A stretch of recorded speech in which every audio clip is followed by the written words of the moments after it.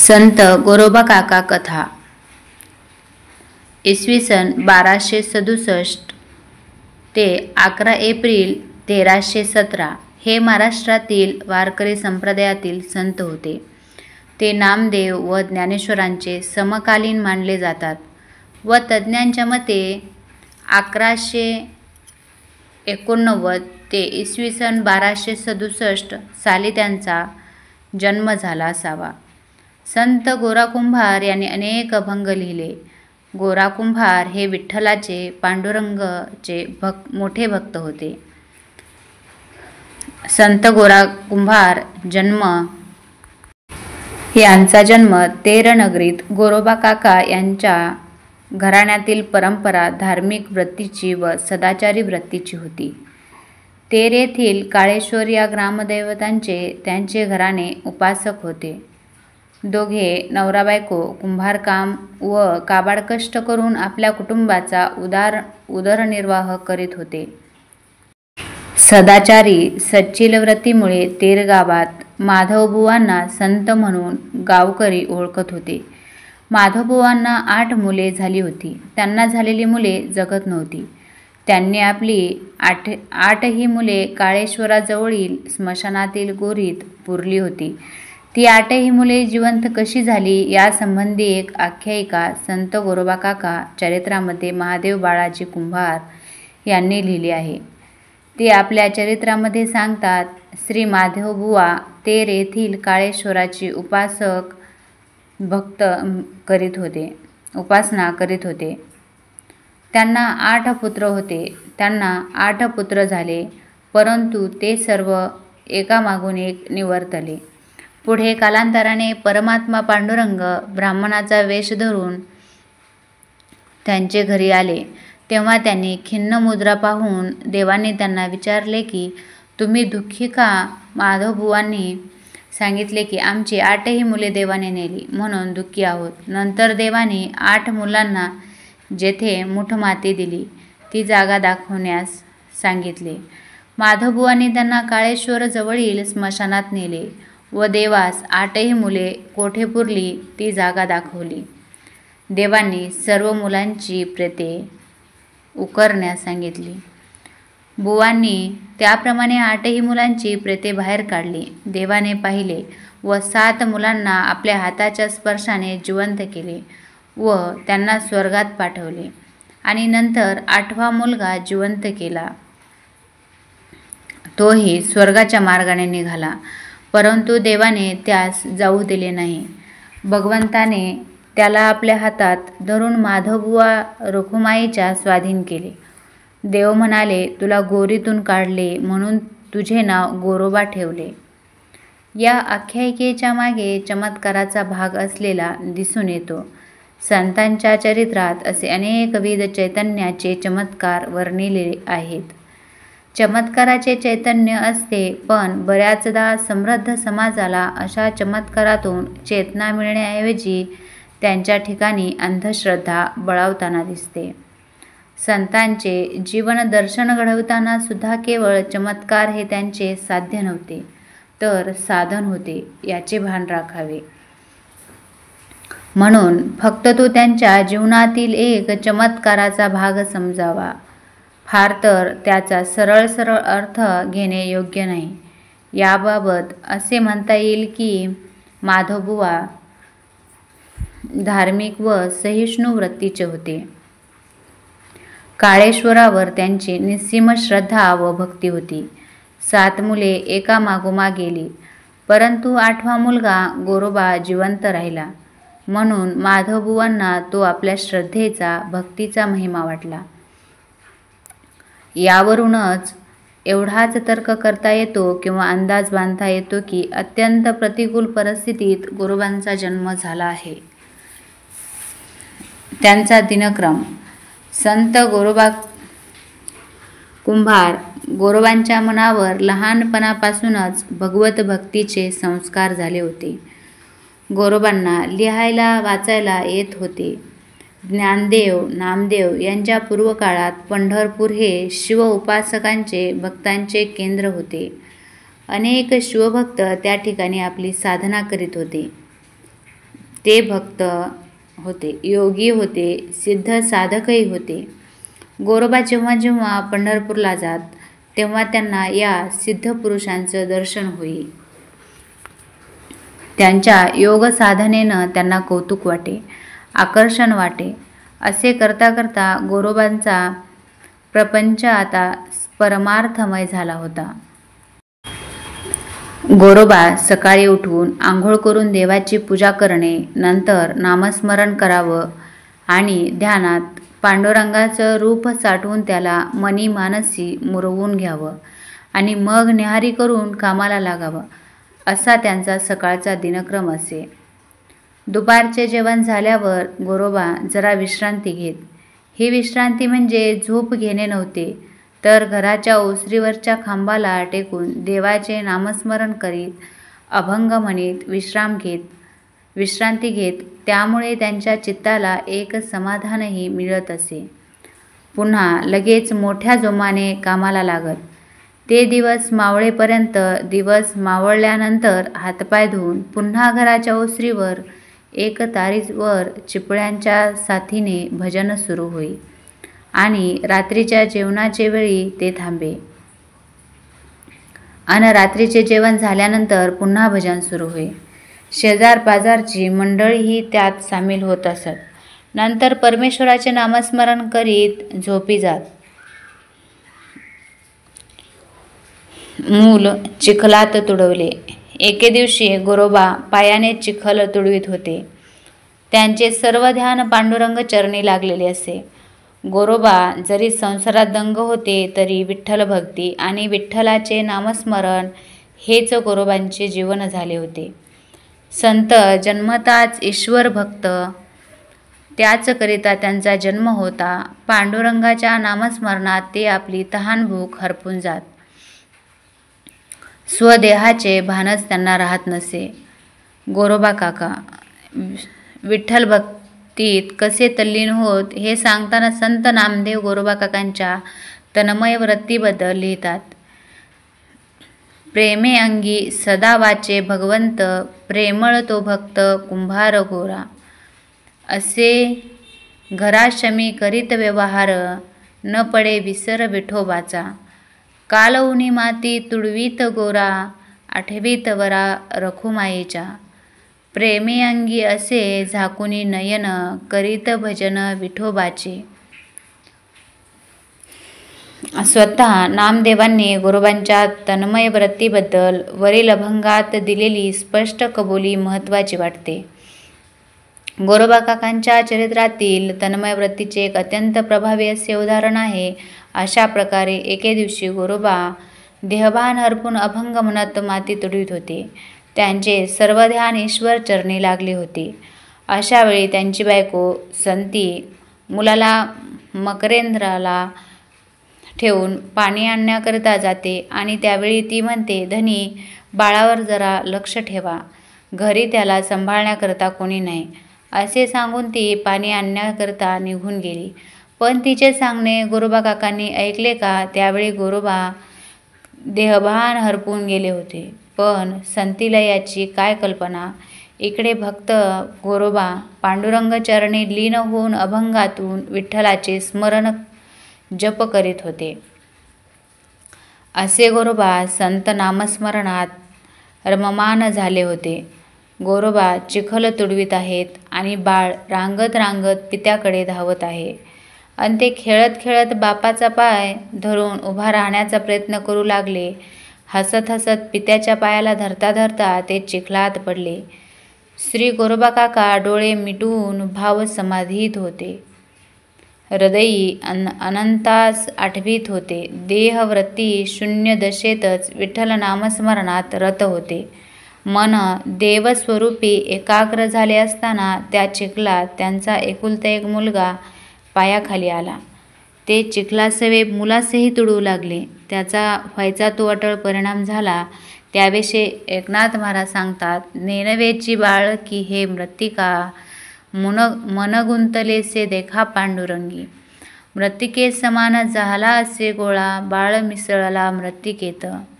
रक्त मांसतेने झाला गोळा लाल, नेनवे तात्काळ गोरोबासी. एका जनार्दनी उटक आणुनी कांता, पाहे तव तत्वता बाळ न दिसे. अशा प्रकारे मुलांचे रक्तमांस हाडे चिखलात मिसळली. मुलाचा प्राण ताबडतोब गेला. मुलाच्या रक्तमांसाने चिखल रंगला. परमेश्वर भक्तीत तन्मय असलेल्या गोरोबांना बाळाचा स्पर्शही जाणवला नाही. जणू मूल म्हणजे चिखलाचा गोळा आणि अखेर देह मातीतच तुडवला गेला. संती पाणी घेऊन घरी आली, पण तिला दारात मूल दिसले नाही. पाण्याची एक घागर डोईवर व दुसरी कमरेवर ठेवून ती सगळीकडे बाळाचा शोध घेऊ लागली, पण बाळाचा शोध कुठे लागेना. तिने गोरोबा काकांना विचारले, धनी, आपला बाळ कुठे आहे? परंतु गोरोबांचे लक्ष संतीच्या विचाराकडे नव्हते. ते परमेश्वराच्या नामस्मरणातच दंगच. संतीने गोरोबांना खूप विचारले, पण त्यांना सांगता आले नाही. शेवटी ती मनात दचकली आणि तिची नजर चिखलाकडे गेली. आपला बाळ चिखलात तुडवला गेला आहे हे तिच्या लक्षात आले. संतीने आक्रोश सुरू केला. बायकोचा आक्रोश कानावर येताच गोरोबा ध्यानावर आले आणि संती रागारागाने गोरोबाला बोलू लागली. ती रागाच्या भरात गोरोबांना काय म्हणते ह्याचे नामदेव आपल्या अभंगात यथोचित शब्दात वर्णन करतात. जळो हे भजन तुझे आता, डोळे असूनिया जहलासी आंधळा. कोठोनी कपाळा पडलासी, कसा बासी तरी काही येती दया. कारे बाळराया तुडविले. संतीच्या आकांताने मूल आपल्या पायाखाली तुडवलेले गेले आहे हे गोरोबांच्या लक्षात येते. गोरोबांना या गोष्टीचे अत्यंत वाईट वाटते. त्यांच्या अंतःकरणाला खूप वेदना होतात, पण त्यातून झालेली चूक दुरुस्त करता येणारी नव्हती.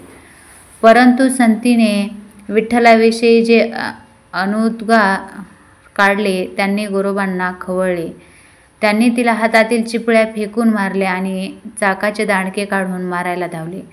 त्यावेळी संतीने गोरोबांना विठ्ठलाची शपथ घातली. या प्रसंगाचे नामदेव आपल्या अभंगात यथोचित असे वर्णन करत, हात बोटे मज लावशील आता, आन तुला सर्वथा विठोबाची.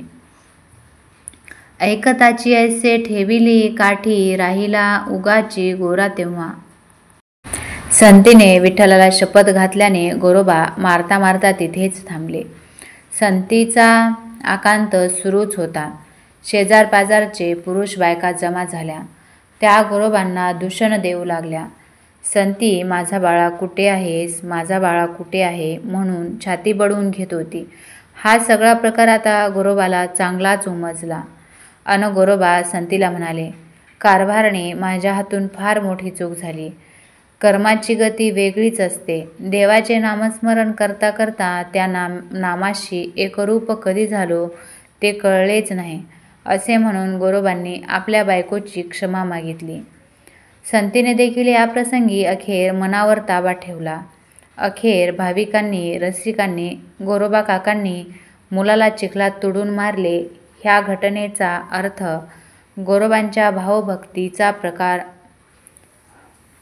मानावा असे वाटले. कारण संत जीवनात, चरित्रात अशा अनेक चमत्कारी घटना येतात. त्यामागे संत चरित्रे ही सर्वसामान्य माणसाहून वेगळी वाटावी. संत चरित्राचे महत्त्व वाढावे असाच भाव असलेला दिसून येतो आणि या घटना साधकांना चेतना देणाऱ्या म्हणूनच रेखाटल्या आहेत. म्हणूनच अशा घटनांचा आजच्या जीवनात अर्थ घेताना भक्तिभावाचा हा प्रकार समजावा.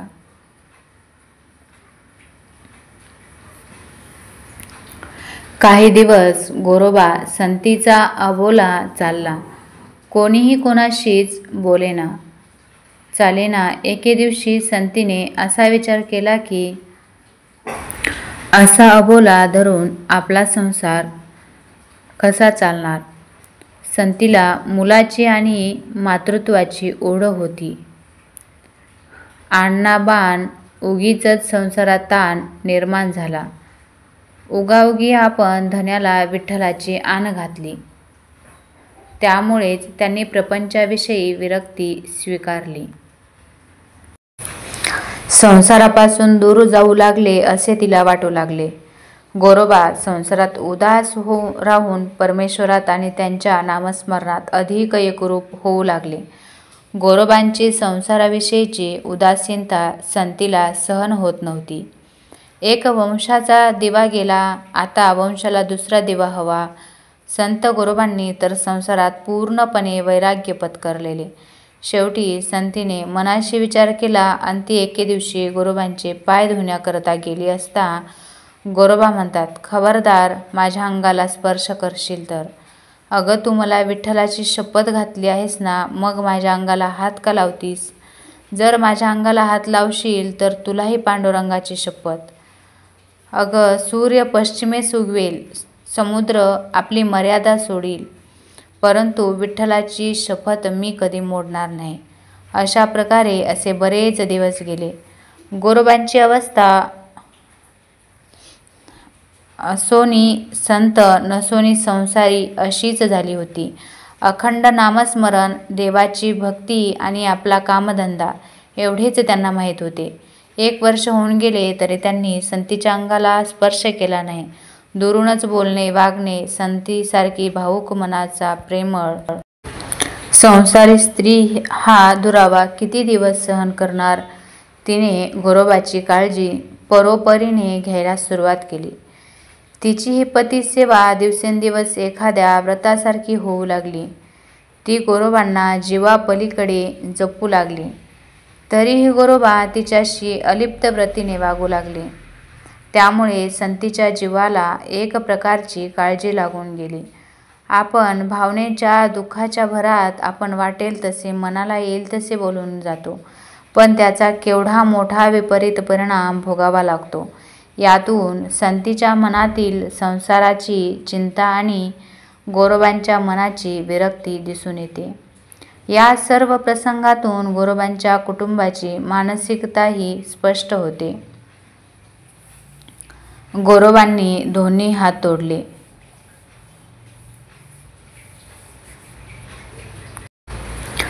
रामी उर्फ राणी आणि गोरोबा यांचा विवाह आनंदात पार पडला.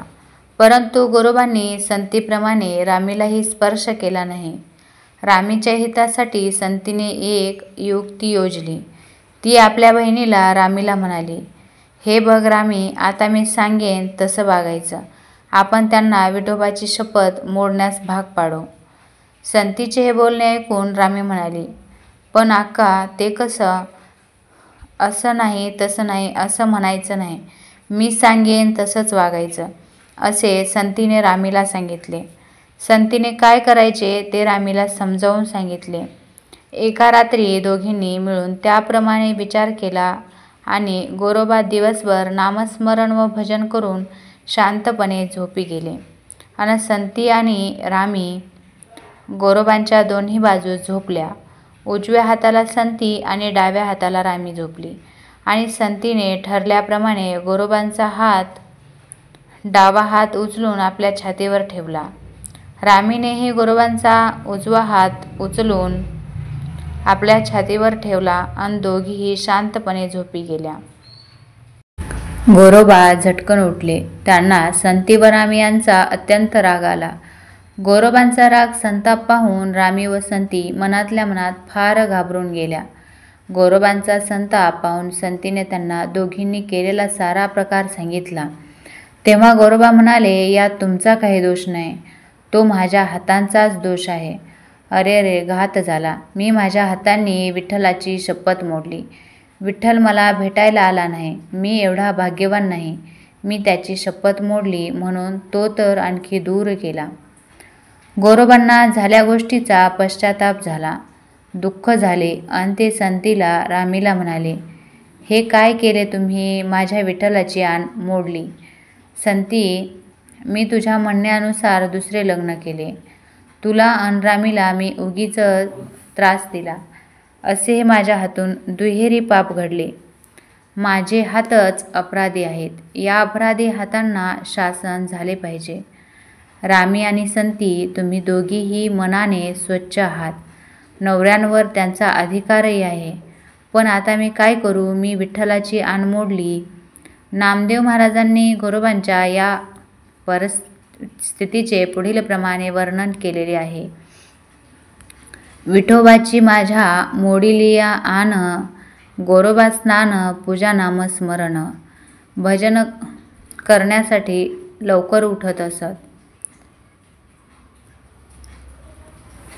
पहाटे त्यांना जाग आली तेव्हा आपले दोन्ही हात कुणीतरी घट्ट धरून ठेवले आहेत. अंधारात त्यांना काही कळेनासे झाले. एवढ्यात बांगड्यांचा आवाज ऐकल्याबरोबर त्यांना शंका आली. पाहिले तर त्याच्या शेजारी रात्री संती व रामी झोपल्या होत्या. घेऊन या शस्त्र तोडियेले कर, आनंदला फार गोरा तेव्हा. गोरोबांनी शस्त्र घेऊन आपले दोन्ही हात मनगटापासून तोडून घ्यायचे ठरवले. झाल्या चुकीबद्दल संती रामी यांनी गोरोबांची खूप क्षमा मागितली आणि त्या दुःखाने व्यतीत होऊन गोरोबांपासून दूर निघून गेल्या अन घरकामाला लागल्या. आणि इकडे गोरोबांनी धारदार शस्त्रावर दोन्ही हात आपटून घेतले. गोरोबांचे हात तुटले. त्यांना शारीरिक वेदना खूप झाल्या, पण प्रायश्चित्त घेतल्याचे समाधान त्यांना वाटत होते. हा प्रसंग वर्णन करताना संत नामदेव अमृतवाडी ग्रंथामध्ये लिहितात. लग्न झाल्यावरी झाली ओसंगळा, दोघांसही पाळा समानाची. न पाळिता आण तुम्हा विठोबाची, धरा या शब्दाची आठवण. अवश्य म्हणून या निघाला तो गोरा, आला से घरा आपुलिया. कनिष्ठ स्त्रियेशी आले असे न्हाण, न करी भाषण तिसी काही. संतीला आपला नवरा आपल्याशी अन रामीशी संभाषण करीत नाही याचे आश्चर्य वाटते. यावर गोरोबा सांगतात की मला सासऱ्याने विठ्ठलाची शपथ घातली आहे. दोघींना मी सारखेच वागवणार आहे. संतीला या गोष्टीचे वाईट वाटते. आपला वंश कसा वाढणार ही संतीला काळजी होती.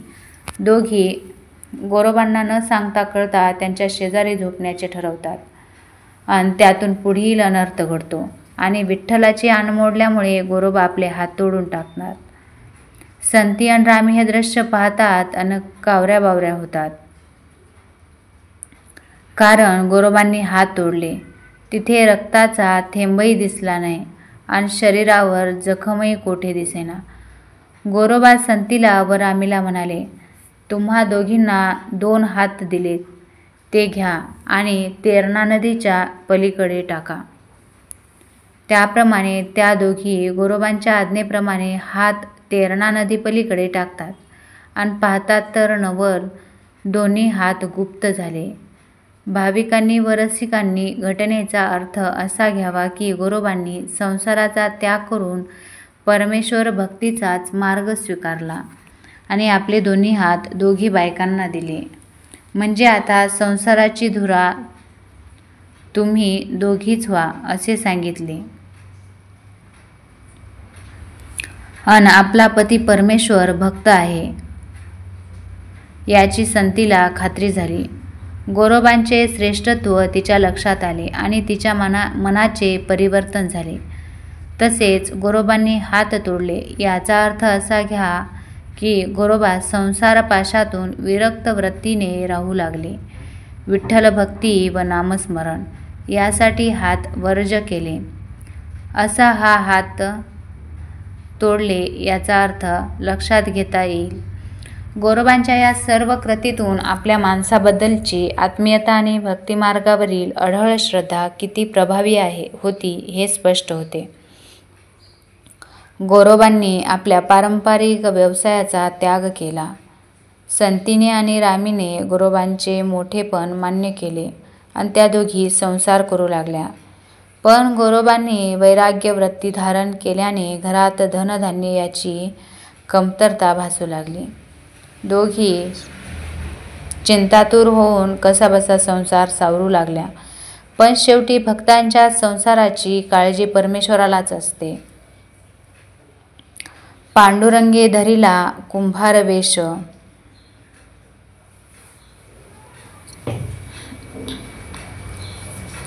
गोरोबांनी हात तोडून घेतले. त्यामुळे संतीरामी त्यांना फार दुःख झाले. गावातील दुष्ट चांडाळ होते, ते गोरोबांची निंदा करू लागले. हात तोडायची काय गरज होती? आता आम्हाकडे जर मदत मागायला आला तरी आम्ही तीळ मात्र मदत करणार नाही. पण गोरोबांनी निंदकाचे घर असावे शेजारी या न्यायाने त्यांच्या बोलण्याकडे पूर्णपणे दुर्लक्ष केले. क्षेम, कुशल आणि कल्याण याची काळजी परमेश्वराला असते. आपला भक्त गोरोबा यांच्या संसाराची दयनीय अवस्था पाहून विठ्ठलाला काळजी वाटते. ते गोरोबांच्या घरी भक्ताचे येथे जावयाचे ठरवतात. विठ्ठलाबरोबर रुक्मिणी आणि गरुडही जावयास तयार होतात. ते तिघेही वेश पालटून ढोकीस निघाले. विठ्ठल स्वतः विठू कुंभार झाले. विठ्ठलाच्या सांगण्यावरून रुक्मा कुंभारीण झाली, गरुड गाढव झाले. विठ्ठलाने कुंभाराचे रूप धारण केले. डोक्यावर वेडेवाकडे पागोटे घातले, अंगात बंद नसलेली बाराबंदी घातली, जीर्ण धोतर नेसले. रुक्मिणीने जीर्ण जुने असे लुगडे नेसले, कपाळावर आडवे कुंकू लावले, नाकात मोत्याची झुपकेदार नथ घातली. गरुड गाढव झाले. अशा प्रकारे तिघे वेश पालटून तेर गावात आले. आणि आम्ही कुंभार आहोत आणि आम्हाला काम मिळावे म्हणून ते गावात फिरू लागले. गावातल्या लोकांनी कुंभारूपी विठ्ठल सांगू लागले, मी नावाचा विठू कुंभार, रुक्मा माझी बायको, आमचे कुटुंब मोठे आहे. कामधंदा करून पोट भरण्यासाठी आम्ही आपल्या गावी आलो आहोत.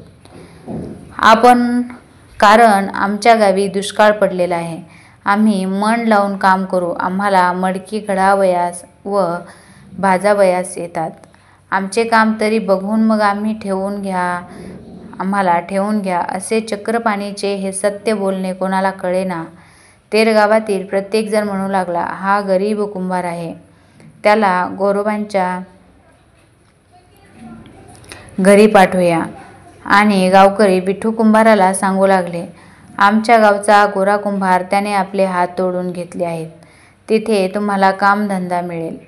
गावकऱ्यांच्या सांगण्याप्रमाणे देव गोरोबाच्या घरी जातात आणि गोरा कुंभारला म्हणतात, आम्हाला काहीतरी काम द्या. आम्हाला पैशाची अपेक्षा नाही. आपण जे सांगाल ते काम करू. यावर गोरोबा काका विचारतात, आपण कोण, कुठले, आपले नाव गाव सांगा. तुम्ही कोणता कामधंदा करू शकता? त्यावर देव म्हणाले, मी विठू कुंभार, माझी बायको रुक्मा कुंभारीण. आम्हा दोघांची एकमेकांना साथ आहे. हे गाढव गरुड आमचे कामधंद्याचे वाहन. आम्ही कारगीर आहोत. मडकी घडणे, भाजणे हा आमचा व्यवसाय आहे. आम्ही पंढरपूर भागातील रहिवासी. आमच्या भागात दुष्काळ पडलेला आहे, म्हणून आम्ही कामधंद्याच्या शोधार्थ पोट भरण्यासाठी देशोदेशी फिरत आहोत. पण हे सांगताना आपण देव आहोत हे कळून दिले नाही आणि म्हणाले, आपण द्याल ते काम करू आणि मिळेल ते पोटाला खाऊ. गोरोबांनी त्यांना आनंदाने कामाला ठेवून घेतले. तिघेही आनंदाने गोरोबांच्या घरी राहिले आणि भक्तांच्या घरी देव माती वाहू लागले.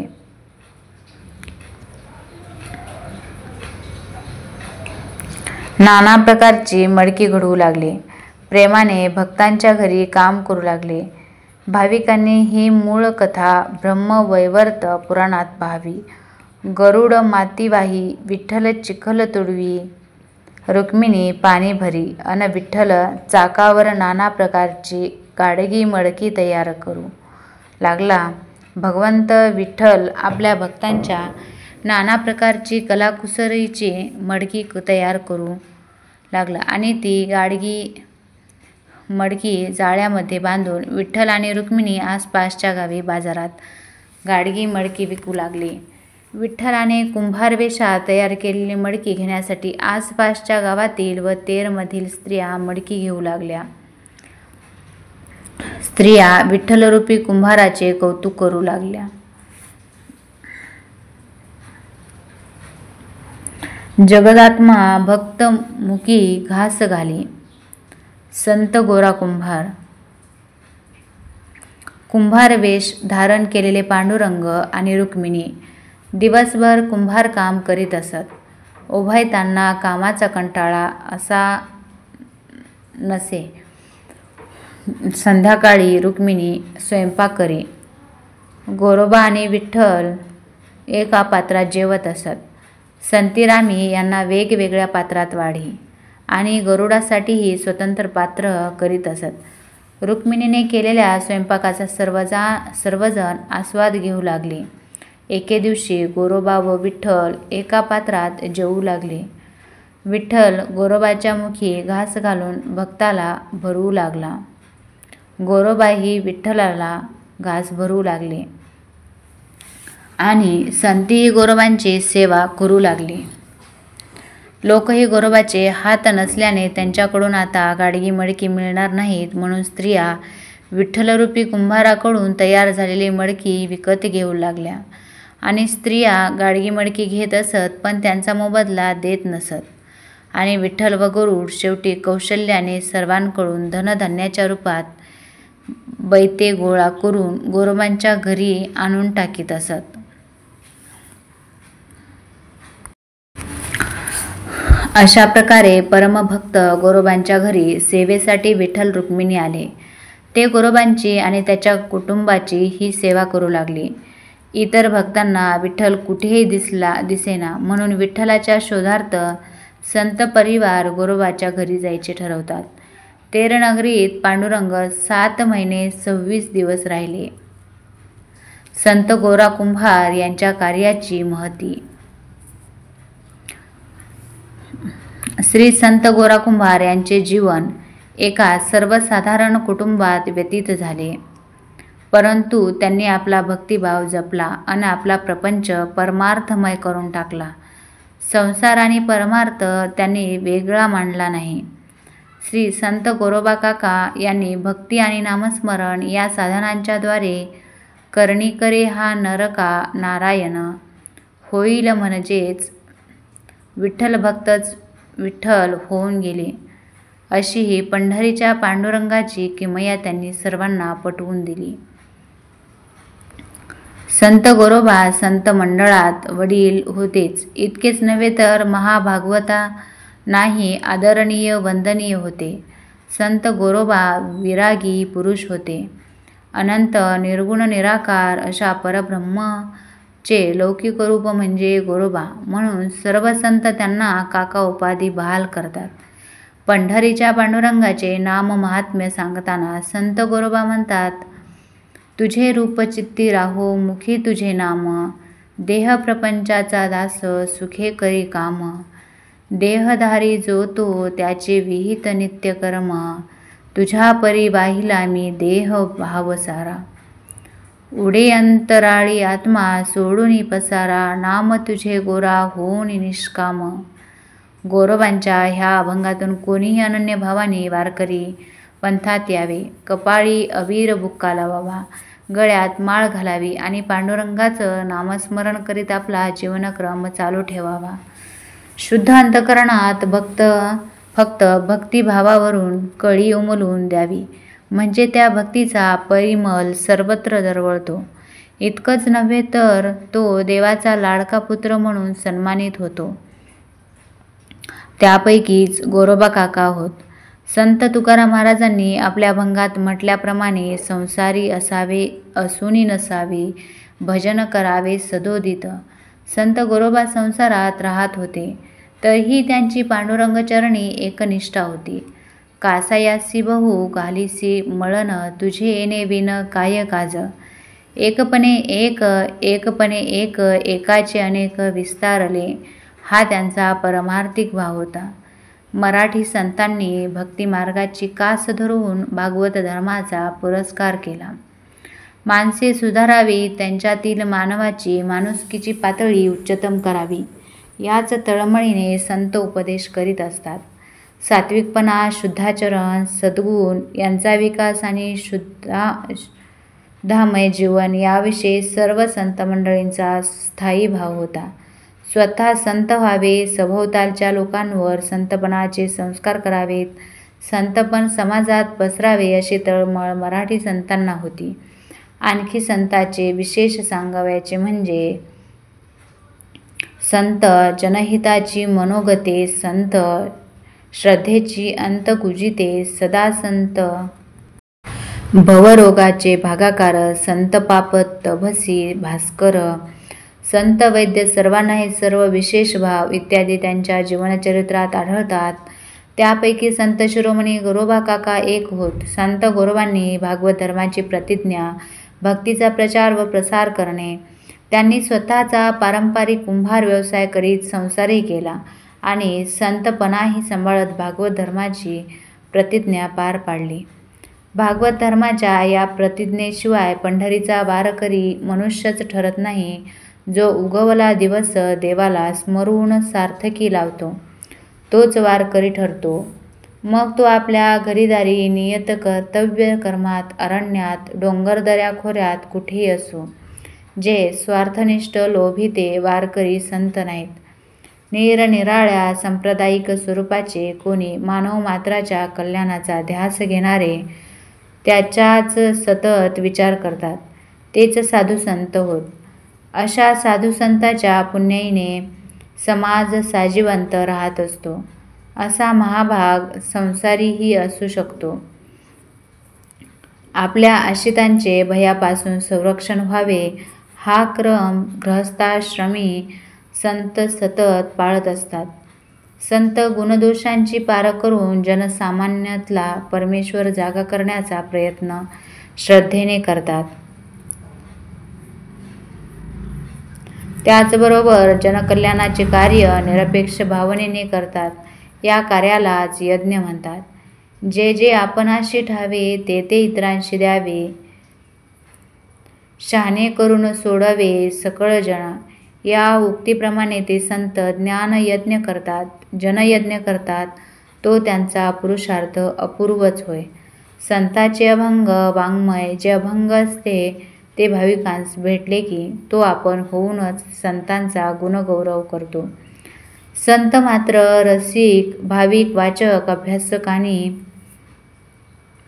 समीक्षकांच्या निंदास्तुतीवर लावणी फाटी म्हणजेच त्यांच्या टीकाटिप्पणीचा विचार न करता त्यांचा ज्ञानयज्ञ आणि जनयज्ञ आपणा अस्यतेपर्यंत व पश्चातापही सातत्याने पाळलेला असतो. संत शिरोमणी गोरोबा काका यांची अभंग संख्या कमी असली तरी अभंगवाणीत आढळणारी उत्कटता, भावसमृद्धी यामुळे संत मेळ्यातील त्यांची अभंगरचना त्यांच्या कर्तृत्वाची ग्वाही देणारी आहे. इतकेच नव्हे तर त्यांचे अभंग त्यांच्या जीवनाशी निगडीत आहेत. त्यांच्या अभंगवाणीतून साक्षात्कार, आत्मसाक्षात्कार, उत्कट भक्तीचा अनुभव, अनुभवाची संपन्नता, पवित्र आणि समृद्ध असा ज्ञानानुभूतीचा प्रत्यय ही त्यांच्या अभंगवाणीतून प्रत्ययास येतो. नुसतीच व्यर्थ बडबड करणाऱ्यांच्या निरर्थकतेला रामराम करून अशाच्या जमान्यात देह जावो अथवा राहो, पांडुरंगी दृढ व्हावो अशा निश्चयाचा महामेरू आवडता डिंगरू केशवाचा असे संत शिरोमणी गोरोबा काका. समाजाच्या खालच्या थरातला एक कुंभार आपण ब्रह्मांडाशी एकरूप झाल्याचा असा विलक्षण अनुभव घेतो की जो योग्यांनासुद्धा दुर्मिळ असतो.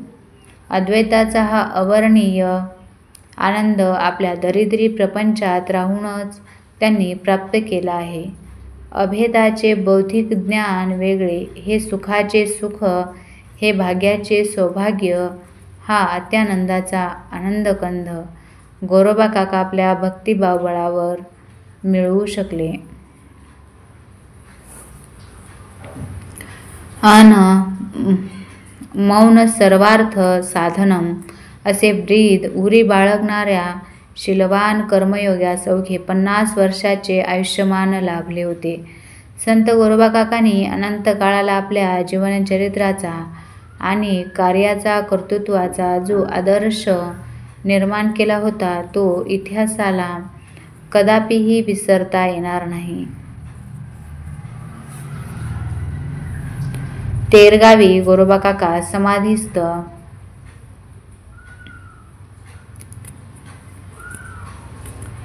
गोरोबा काका समाधी शालिवाहन शके 1100 मध्ये अनेक संतांनी अवतार घेतले अन भक्तीच्या मार्गाचा प्रसार करून त्यांनी जनकल्याणाचे दैदिप्यमान असे कार्य केले. त्यांच्या कार्यकर्तृत्वाचा ठसा आजही जनमानसांच्या मनावर उमटलेला आहे. ईश्वरनिष्ठांच्या मांदियाळीने जनकल्याणासाठी तीर्थयाग केल्यानंतर ते धन्य पावले. त्यानंतर अनेकांनी समाधी घेतली. ज्ञानेश्वर, सोपानदेव, चांगदेव, निवृत्तीनाथ इत्यादींनी समाधी घेतली. मुक्ताई ग्राह्य स्वरूप लीन झाली. या संतांच्या समाधी सोहळ्यास पांडुरंगासंगे गोरोबा काकाही होते. त्या समाधी प्रसंगाचे वर्णन नामदेव गाथेत नामदेवांनी केलेले आहे. ते वाचकांनी वाचावे. पांडुरंगाच्या हस्ते सावतामाळी, नरहरी सोनार, परिसा भागवत, कुर्मा, विसोबा खेचर इत्यादी 4ही समाधी सोहळा पांडुरंग हस्ते पार पडला. अशा प्रकारे वैष्णव समुदायाचा समाधी सोहळा संपन्न झाला. अन सकल भक्त समाधीस्थ झाल्याने दुरावले. सकल संत निजधामा गेल्याने गोरोबा काका मनाने खिन्न झाले. सकल संतांचे अभंग गाऊन पांडुरंग गोरोबा काकांचे सांत्वन करू लागले. पण गोरोबा काका विठ्ठलाला म्हणू लागले, संत संगविना माझे कशातही लक्ष लागत नाही, मनाला समाधान लाभत नाही. संत संगाशिवाय मला कशाचीही गोडी वाटत नाही. उदाहरणार्थ खिन्न गोरोबा काका पांडुरंगाच्या मुखाकडे पाहत आणि व्याकुळ होत होते. चैत्र वद्य दशमी दिवशी गोरोबा काका खिन्न मनाने विचार करू लागले. संत दर्शनाला आता मी पारखा झालो. संताशिवाय माझे दुसरे कोणीही सोयरे नाहीत. संत संगतीशिवाय मला दुसरे काही आवडत नाही. संत प्रेमाने मला वेडे केले आहे. संतांच्या प्रेमात मी बांधला गेलो आहे. त्यांच्या प्रेमामुळे मला मी विसरलो आहे. पांडुरंगाने गोरोबाची ही स्थिती जाणली आणि गरुडाला सांगून पंढरपुरातून रुक्मिणीसह ज्येष्ठ अशा वैष्णव भक्ताला तेरला आणावयास सांगितले. भक्त पुंडलिकासह रुक्मिणी, सनकदिक, नारद इत्यादींची दाटी झाली. पांडुरंगाने गोरोबास आलिंगन दिले. भक्त आणि पांडुरंगाची ही भेट पाहून सकल संतांच्या डोळ्यात आनंदाश्रू उभे राहिले. पताका, टाळ, दिंडीसह संत मंडळी गंध, चंदन, बेलाची पाने, अक्षदा, अपूर्ण निरंजन लावू लागले. प्रत्येकजण संत गोरोबा काकांना प्रेमभरे भेटू लागले आणि समाधीसाठी आवश्यक असणारी शेज पांडुरंगाने तयार केली. नामाचा गजर करून इसवी सन 1317 ते 1267 साली कृष्ण पक्ष त्रयोदशीस दुपारच्या समयी तेर येथे पांडुरंगाने गोरोबा काकांना समाधीस्थळी बसवले. तेर येथे कालेश्वर लिंगाशेजारी गोरोबांची समाधी आहे. अशा रीतीने श्री गोरोबा काका यांचे व्यक्तिमत्व, जीवनचरित्र अलौकिक असेच होते. ते परग्रह्य होऊन जीवनमुक्तांचे जीवन जगले. गोरोबा काकांच्या जीवनचरित्र वाचनाने या जगातील अज्ञानी लोक जितके शहाणे होतील तितके अधिक या भूमंडळातील लोकजीवनातील दुःखे कमी झाल्याशिवाय राहणार नाहीत. इतकेच नव्हे तर रामनाम जपाने गणिकेचा उद्धार झाला. अजामिळाला मुक्ती मिळाली. पापी लोक हरिनामाने तरले ते आपणा सर्वांना ज्ञात आहेच. म्हणून संत शिरोमणी गोरोबा काका यांच्या जीवनचरित्रातून एकच संदेश घेता येईल असे वाटते. तो म्हणजे विठ्ठल मंत्र सोपा असोनी एक वेळी तरी उच्चारावा. या मंत्राने साधक व भाविक भक्तांचे जनसामान्यांचे जीवनतंत्र सुधारेल. जनसामान्यांना त्यांचे जीवन आदर्श भक्त कसा असावा यासाठी प्रेरणादायी, चैतन्यदायी असे वाटते.